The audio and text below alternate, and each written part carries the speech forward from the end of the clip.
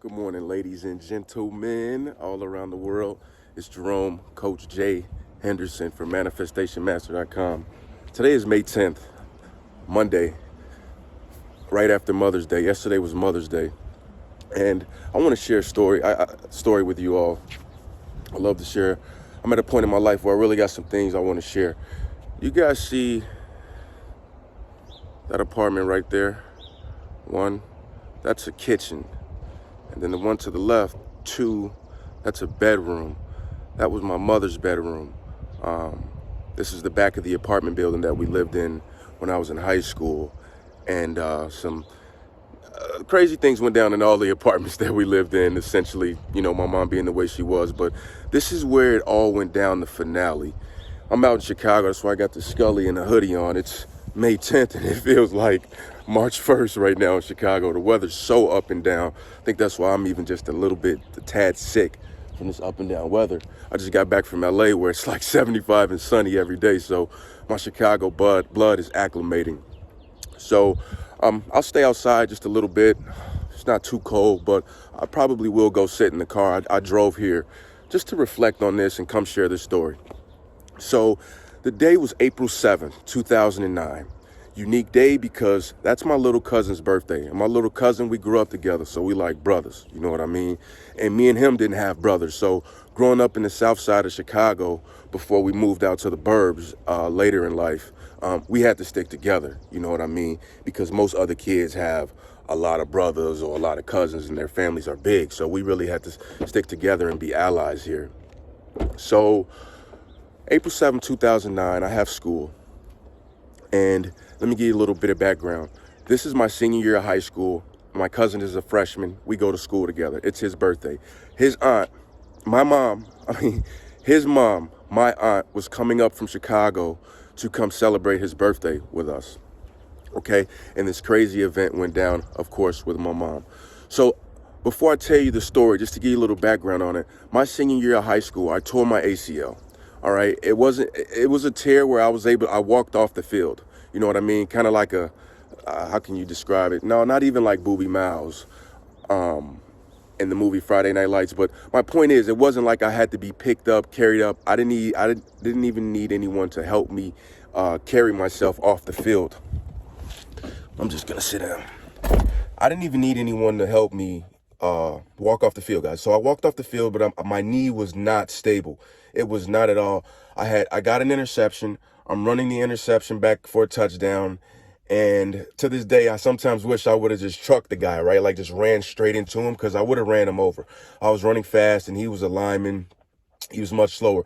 But instead, I planted hard with my left foot and then I cut to the left really hard.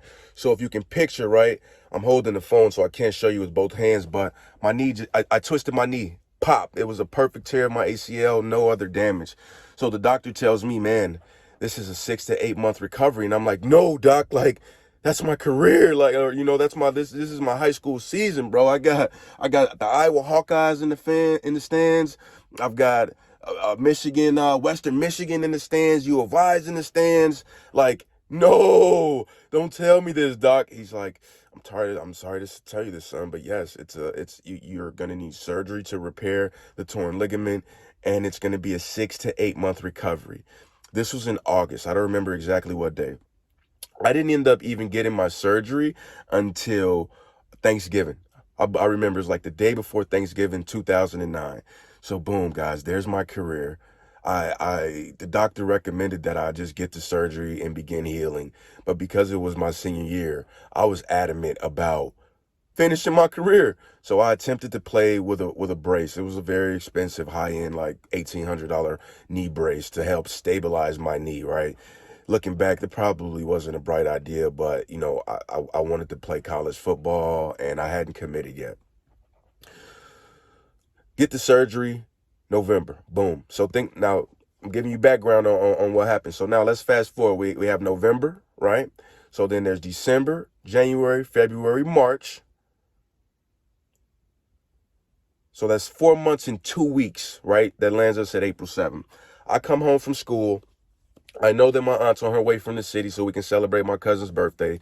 So I've got about an hour and a half before she arrives. So I head over to a buddy's house. before I leave, my mom said, hey, I bought a new Mr. Clean little Swiffer little mop. I don't know if you guys and ladies are familiar with it, but it's something you could buy at, Target, Walmart, Walgreens, whatever. But it's really flimsy, right? I mean, it is convenient, but it's not to really do a cleaning. It's more so like a tool you would use for a cleanup, but not like a deep cleaning. My mom's like, okay, please, can you mop the floor? And I'm like, Denise, your aunt's on her way. I'm like, yeah, no problem. So I unpackage this thing, I put it together, I throw the Swiffer mop on the bottom, and I'm proceeding to clean the floor. Now, my mom cleans like a Hebrew slave. She had a lot of trauma in her life, and that's all her stepmom used to make her do was clean up. So when it comes to cleaning, she is a Nazi. She wants to be able to eat off of the floor kind of thing. This Swiffer mop sucks, guys. I can't really apply pressure because the more pressure I apply to obviously get the dirt out, the more this thing is bending. And I don't want to break her brand new Mr. Swiffer mop, So, okay, cool. Mom's was in the shower or something like that. So I did the best job I could. And I said, it'll be fine. It's not a big deal. So I proceed to have my buddy. I didn't have a car at the time. My buddy drives me to my other buddy's house, and we're hanging out just a little bit, joking and laughing and talking about life. We're about to graduate high school in a couple months here. I get a phone call from my mom. Why you didn't clean my floor? I said, Mom, let me explain really fast. Now, I'm not trying to hear that shit. Get your back to this house right now. Dang. My buddy just drove me like 5 miles. Now I got to turn around and say, hey, bro, I didn't clean the floor good enough, so can you take me home? I'm just like, whatever. I'm like, bro, I got to run back to the house, man. You mind giving me a ride? You know what I mean? I got 5 on the tank type thing. Get back to the house, right? The house I just pointed to you at. Remember, the first window was the kitchen. The second window was her room. So we were in the kitchen, the first window. She says, so why didn't you clean my floor? And I'm like, Ma, this mop you got, I know I like it, it's cute, but it's not really to deep clean. That ain't what I asked you. Why didn't you clean my floor? I said, Mom, I'm trying to tell you right now. Well, if it don't work, I'm gonna need you to get on your motherfucking knees and clean my floor.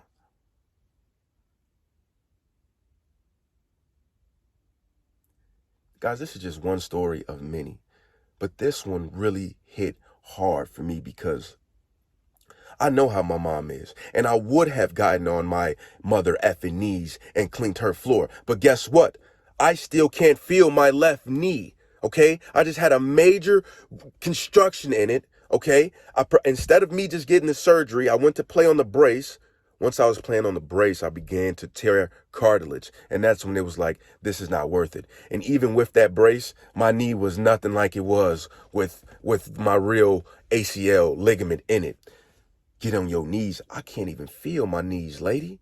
You can hit me with a hammer in my knee right now, and I can't really feel it, and I'm, again, 6 to 8 month recovery, guys, ladies. I'm halfway into my recovery on the long spectrum of things. And you want me to get on my hands and knees just to clean your floor? Mind you, the floor is not even that dirty, right? Like, my mom's the type of lady and she's done this. I'll tell you more about that another day. She will wake you up at 6 o'clock in the morning because she's an early bird. 5:30, 6 o'clock in the morning, asking, why are there 2 plates, 2 forks, and a cup in my sink? Mind you, we rinsed them off. So it's not like they're full of dirt and gook. We rinsed them off. We just didn't give them a full wash. So when we do come back to wash them, it's going to be easy peasy because we rinsed the sauce off and left it in the thing. That's who my mom is. The floor wasn't that bad. Guys, ladies, I don't get mad easily. But when I get upset, let's just say I turned into the Incredible Hulk because I felt so just demeaned, right? My mom has a unique way of not only, like, just the act of her telling me to do that is just like shady, to me. And then the way she said it, I don't give a damn about that. I'm gonna need you to get on your knees and clean my floor. Like, you don't even gotta talk to me like I'm just, you know what I'm saying? Like you bought me off a slave ship or something like that. You can talk to me like I'm your son, But she doesn't have that capacity because no one had that capacity for her. And she hasn't went on to heal. Guys, listen, I bust up. I flipped the kitchen counter table over. We had this plastic cabinet thing that you maybe would find in the garage or anywhere for storage. Ours was in the kitchen. We would store like pots and pans and cereals and pastas and things like that over. I kicked that thing like 4 times, ripped it to pieces, and I was just like, I'm tired of this. You drive me crazy. This is not fair. I hate you. I'm out of here, you dumb bee. Left. Ran out the house. At this time, my auntie in the parking lot, I come out the door, right that door right there. My auntie's sitting where I'm pretty much sitting right now. And she's like, you could tell her eyes are like, man, like she just seen a ghost. And she's like, not on the line. You know, she's just like, damn, on the line birthday, we got some more drama with Snoopy. That's my nickname, and Maria. And I stormed towards my auntie like, I'm tired of this. I'm out. I don't want nothing else to do with this. That was the last time. Now listen, guys, I've had from the time I was 9 or 13 up until the time I was 18 when I left. I left 2 weeks before my 19th birthday. This happened on April 7th. I turned 19 on April 24th. I'm out. Guess what? Now I'm homeless. Because all my family and all my people I'm tight with, they in Chicago, right? About 45 minutes, 50 minutes south. 45 miles, 50 miles south. So now, and my mom has a unique way of doing that, right? She likes to isolate her victims. She has a mental illness. I'm not a doctor by any means, but I have watched hundreds of videos and read tens of articles about a mental disorder called narcissistic personality disorder. And it essentially just arrives from when a person has a lot of unhealed trauma and then they just turn inward. Everything becomes about them. Okay. I didn't even know what this was until I was 28. This was about 3 years ago. Excuse me. I'm a grown man and I call a mentor of mine crying, asking, why does it have to be this way? Why do we have to be so distant? Why do we have to be so divided as a family? I just don't understand, Mom. You seem so functional. She has a nice side of her, but then the next day it'll be a total different person from the sweetheart who wheeled you in and said, ooh, let me take you out on a date. And then once y'all start dating, she flipped the script. The guy flipped the script on you. Cool. So now what do? I have a girlfriend at the time. I'm dating this girl. And she's like, Jerome, you know I do a lot for you. I've done a lot for you. Okay? And she did.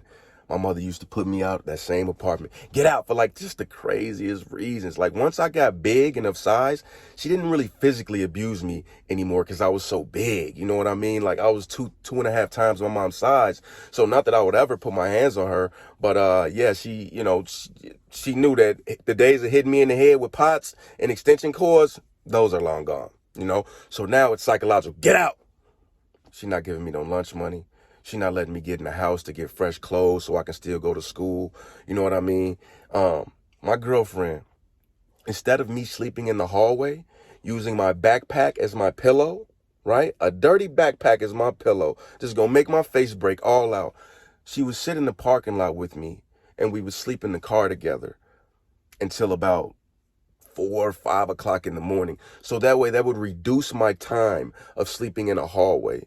You go, okay, when my mom wouldn't give me lunch money, this girl would bring me food.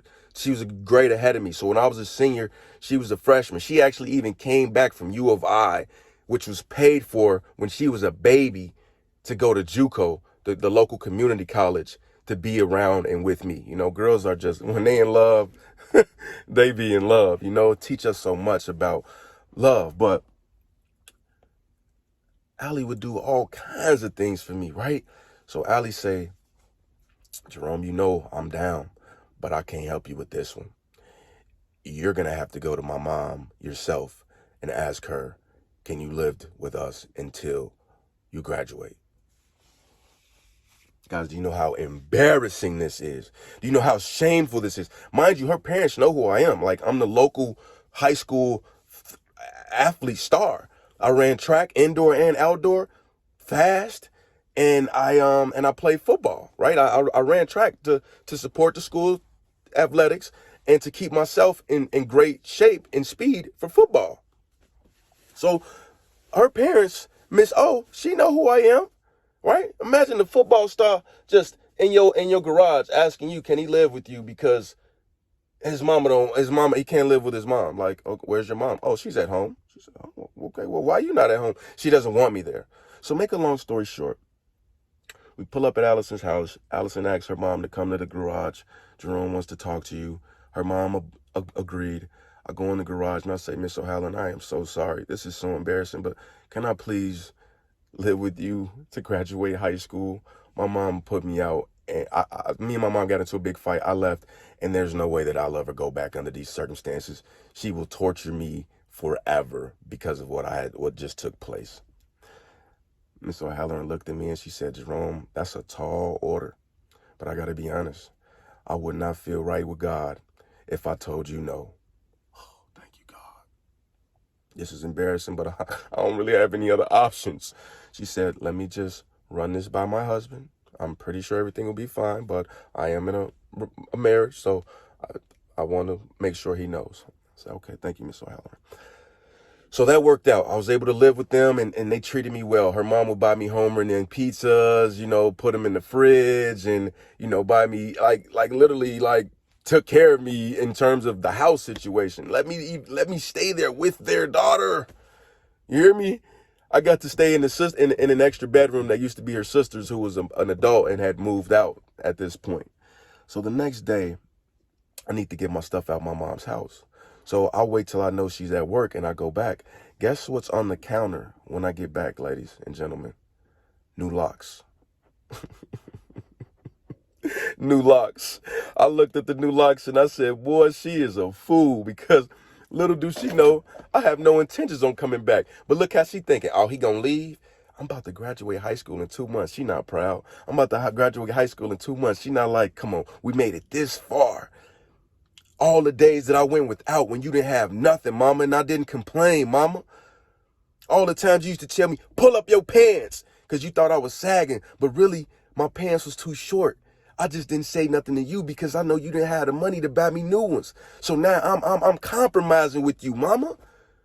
I don't want to sag. I don't like to sag. I don't like my ass all out. But I don't want to be flooding either. If I pull my pants all the way up, I'm going to be looking like Steve Urkel.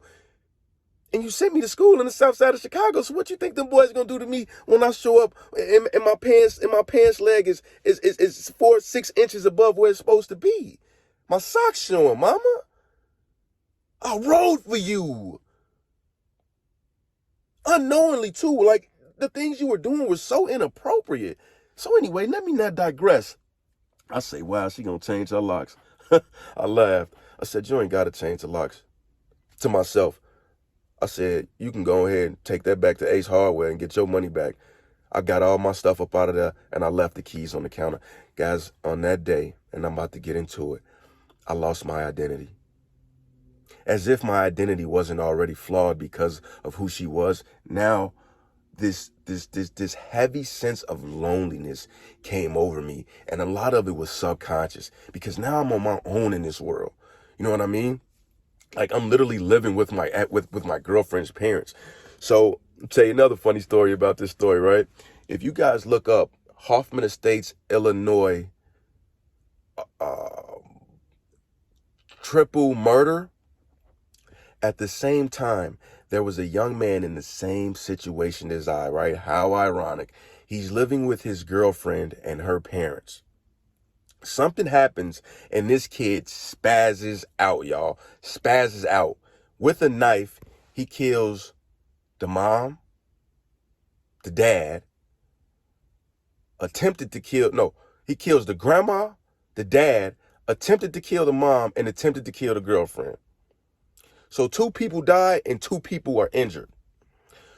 When Allie's, right, my ex-girlfriend's, when her sister found out, when it revealed, they were kind of like trying to keep it on the low, but somehow I think she came home and she seen my stuff there and she's like, what's going on? So Miss O told her what was going on, and Lauren told her mom and her dad, oh, I guess y'all want to be just like those people that died in this same town. Ooh, that hurt.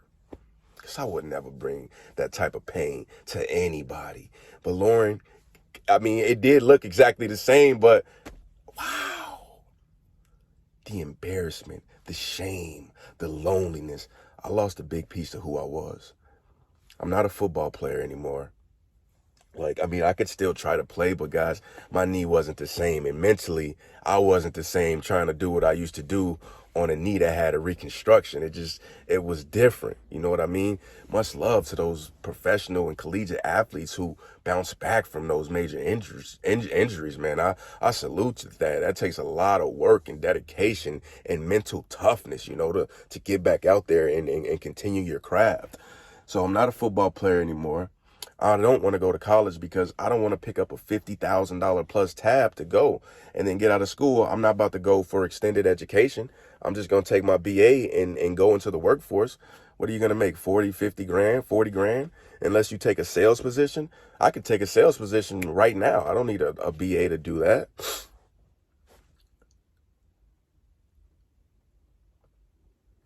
That was 12 years and a month ago. Yesterday was Mother's Day. Do you know I text my mom? Don't get me wrong. There's been a lot of issues where I realized that my mother's a really sick woman mentally. The way that she treats people is like she treats people like they're beneath her.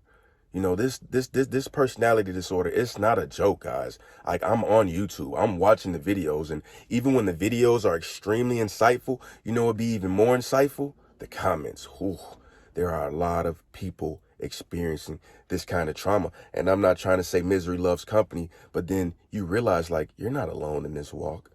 You're not alone with having dysfunctional moms and dads. And really, I'm not picking on my mom, guys. I think like a psychologist, like a shrink, intentionally.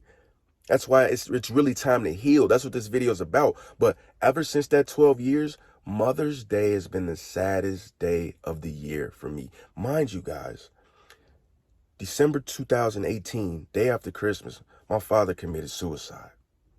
Did I grieve the loss of my father? Yes. But when we buried him, and I was a pallbearer, obviously, I was at peace. There was no animosity. There was no resent. There was no, why did you do this, Dad?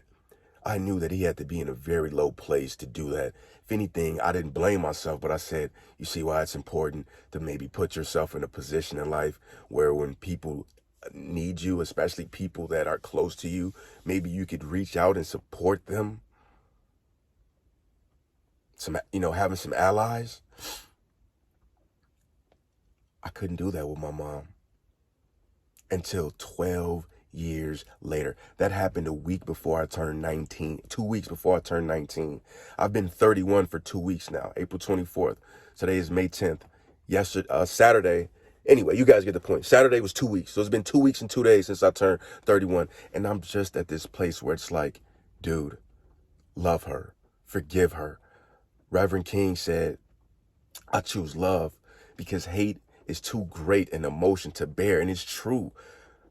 You don't think I resented my mom in the beginning? In the beginning, it's like, oh, I'm going to show you. I'm going to prove to you that I'm not a loser. I'm going to prove to you. But subconsciously, I already believed I was a loser because how she treated me. So no matter how much money I made, I found a way to spend it. No matter what I acquired, I found a way to self-sabotage. Ladies and gentlemen, we have to heal. This world is broken, and there's a very good chance that it wants to break you.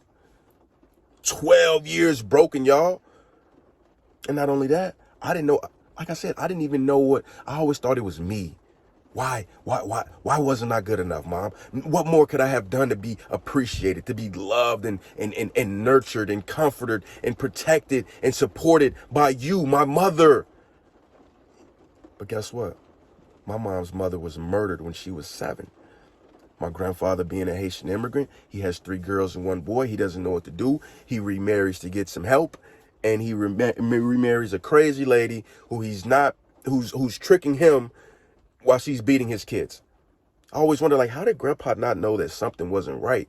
You know, his Haitian ways is a kid stay in a kid's place, right? Like, no, a kid needs to express itself. It needs to find itself. You know, I'm not trying to get racial here, but a lot of people from the black community, they don't believe in that. Right? A kid's do as I say. Right? They laugh at people outside of our race, you know what I'm saying? Caucasian people or Hispanic people that actually let their kids have a little tantrum. Have feelings. Experience feelings. in my community is bottle it up, bottle it up. So I get it. My mom didn't have anybody to show her how to love. You know, like the Lil Wayne song, How to Love. Dun, dun, dun. She didn't have that. And it took me 12 years and a lot of pain, y'all, because I will talk about this too a lot. I chose alcohol to cope. In the beginning, it was all fun and games, you know, sip, sip, sip, sip, because alcohol releases hormones that make you happy, like dopamine and serotonin, I believe. Right, but that's the high, then you come down and you got to deal with all that depression. So I didn't even know I was depressed, y'all. I thought you had to go to war, to be depressed. I thought you had to have, go to war to have PTSD. No, you can get it right at home. Whether your mama yells or not, you can have some adverse childhood experiences, and that will lead to adverse adult experiences.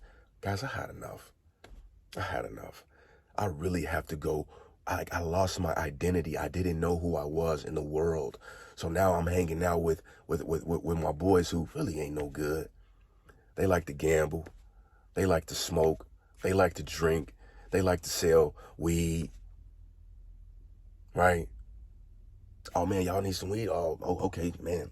I know a dude out in Cali. You know what I mean? So now I'm in survival mode. Guys, I'm a lover. That's who I am. I am totally reconstructing my identity. My father is dead from a suicide, and my mother is unavailable because of mental health. I am crazy about this. And it's funny because if I gone to college, I would have majored in psych with a minor in marketing. Because honestly, marketing is nothing but applied psychology. Like I truly enjoy it. It's just that when you are placed in an environment where you have to survive, I think there's so much crime in the hood. Too many people with empty stomachs. A hungry man going, yeah, either he gonna survive or he's gonna die. Listen, I love y'all. I don't have to know you to love you. And I want you to know, especially all my young folks out there, the teenagers and the 20-year-olds, and even if you're older than that, but especially, don't waste 12 years like I did.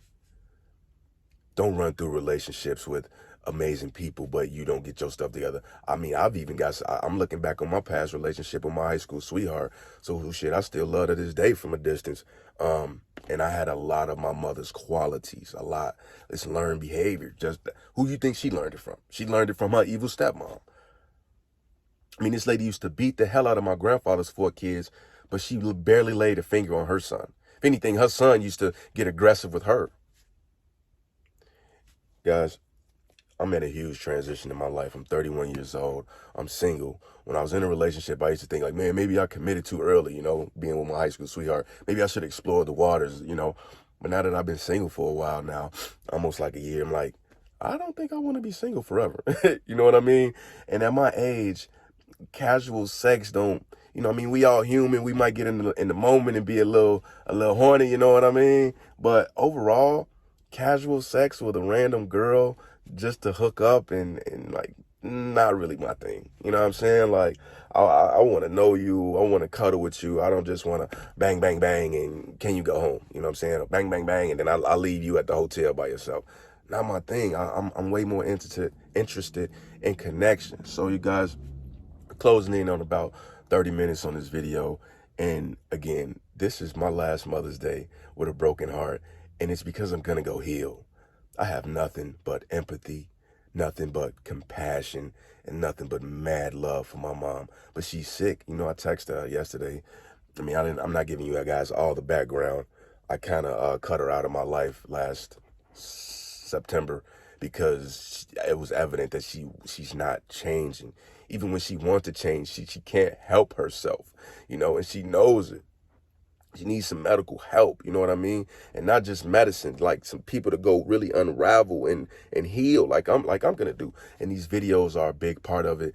It's very evident that there's a lot of people out there going through these things. I want you to know that you're not alone. And despite those adverse challenges, what are you gonna do? Are you just gonna lay there and put your head in the sand and drop out of the game of life like I did.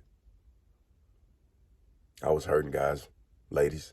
I lost my identity, didn't know who I was. You would look at me and you couldn't tell. Boy got a nice 360, waves in his hair. You know, he's trimmed up, he's groomed well. Oh my God, his girlfriend's smoking hot with a banging body. You know, like he making money. Oh, he just started a real estate company. And yeah, but deep down, it was empty. And you know what's sad? The thought of like, man, no matter what I achieve in life, my mom's gonna be there to celebrate it with me.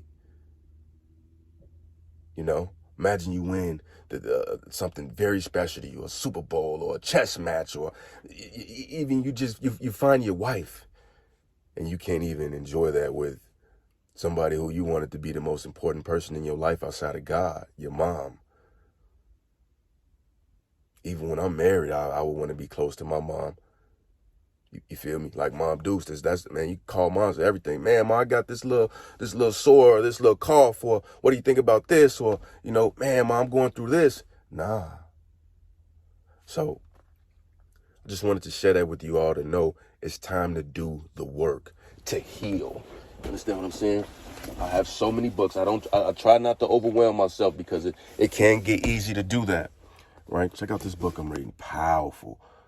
It was just released about a month ago in April. And right now, actually, Dr. Lapreda is doing a masterclass on iTunes for this book, where they're doing some reviews on the chapters and talking about how it relates to their life. Guys, and excuse me, the one that we're on right now during the masterclass, and then I'll close the video, is A New Theory of Trauma. A New Theory of Trauma. And the truth is, someone just can't give you what they don't have. My mother did not have love. She wasn't experienced to of it. And it's funny because in my family, we all use the word, I love you. Okay, bye, love you. But nobody really knows what love is, right? It's like somebody who was always broke at $1,000. Now you're like, I'm rich, but everything's relative. Are you rich? You got $1,000, $10,000? You say you love me, but is it love? I got to tell you, mama, your love hurt. Your love hurt, and I don't think love's supposed to hurt. I don't think so, you know. So anyway, let's heal, because it was my Uncle Jonathan's birthday on my father's side yesterday. So his birthday was on Mother's Day. And I went out and celebrated with my family, my cousins. And guys, I got to say, I had a good time being around family. My family dynamic was so broken and dysfunctional that I kind of started to lie to myself and say that those things aren't really important to me. But we had a blast, you know, food and so much laughter. I laughed so much. I mean, I worked my abs out. We were laughing and having so much fun, and, you know, playing left, center, right, and spades and Family Feud.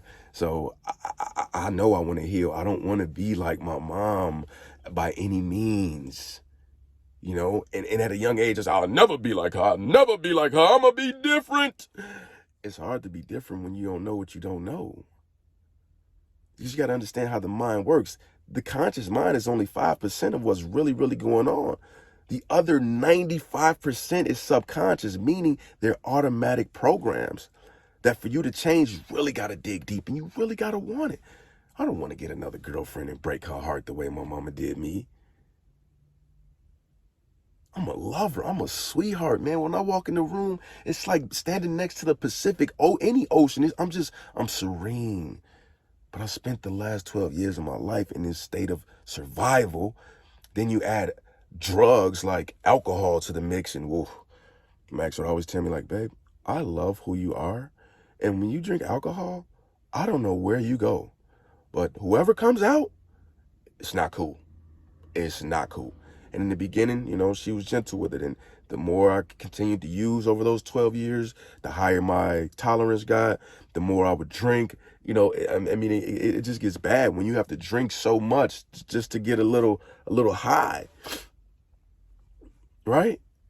So guys, Oh, it's actually my boy's brand right there, man. Shout out Owen Effect. Them boys in Bali right now having a great time. Some of the other guys out in Colombia. So that's what this is about, guys. I'm gonna be offering some pretty cool services here soon to support you, and they're gonna be really inexpensive up front. So do me a favor, hit the like button. Drop a comment if you have anything you want to share. I will be right there to comment back. And if you know anybody who this message would resonate with, go ahead, do me a favor that I would truly appreciate from the bottom of my heart and share this with them.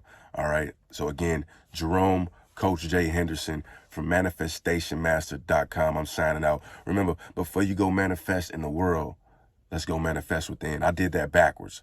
I went to go manifest in the world, and my inside world sabotaged it. So now I said, okay, listen, let's just hit the reset button. Let's work backwards now. I'm going to manifest a new me, a loving me, a me that knows who I am, a me that isn't confused and lacks identity, a me that just begins to dissociate from the world, stick my head in the sand, drop out of the game of life, and just disassociate.